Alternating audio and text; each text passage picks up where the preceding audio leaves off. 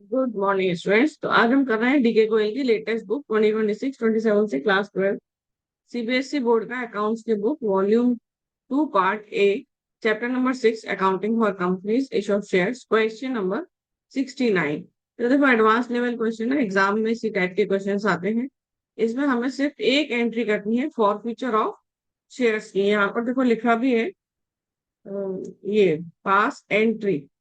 तो केवल ये एक एंट्री करनी है हमें, entry for future of shares. ठीक है।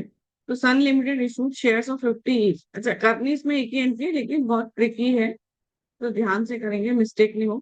तो Sun Limited issued shares of ₹50 each at a premium of 20% payable as follows. तो 50 का शेयर है और 20% प्रीमियम है। तो 50 का 20% होता है 10।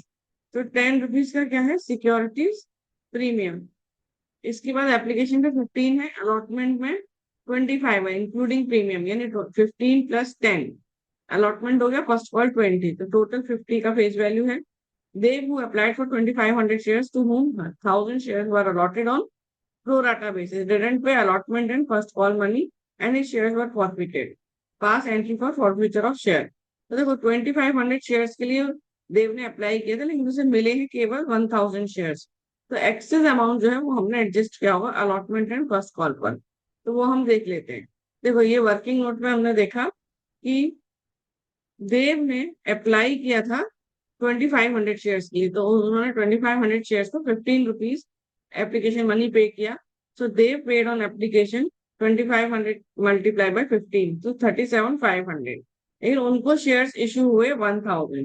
तो यहाँ देखो application money on allotted shares यानी 1000 इंटू 15, 15,000।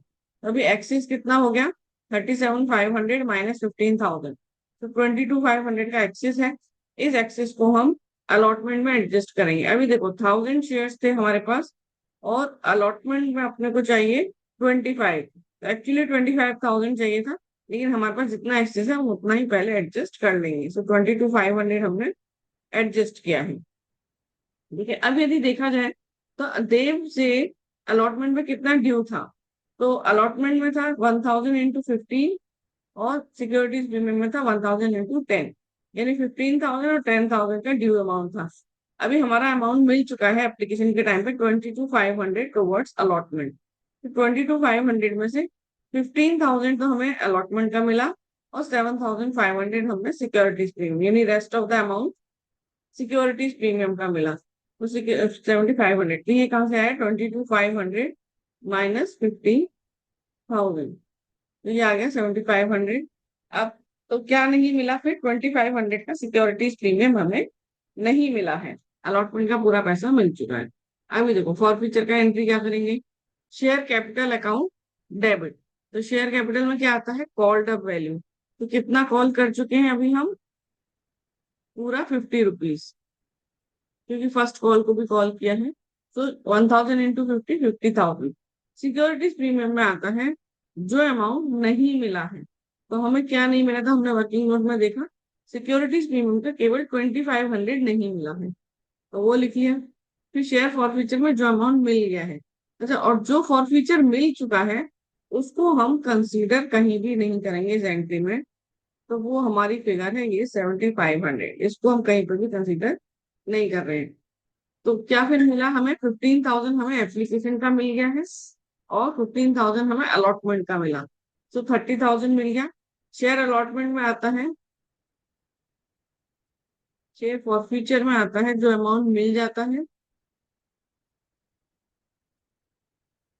और जो नहीं मिलता वो आता है अलॉटमेंट में। तो केवल सिक्योरिटीज प्रीमियम नहीं मिला है 2,500 का, वो हमने लिख दिया। और कॉल्स इन एडवांस, वो कॉल्स इन एरियर जो हमें नहीं मिला है, not receive. So ₹20, 1000 into 20. The 1000 shares forfeited on non-payment of allotment in first call money. The entry क्या हुई, share capital account debit 50,000, securities premium account debit 2,500, to share forfeiture 30,000, to share allotment 2,500, to cost in area 20,000. The question done. Thank you. Thank you for watching.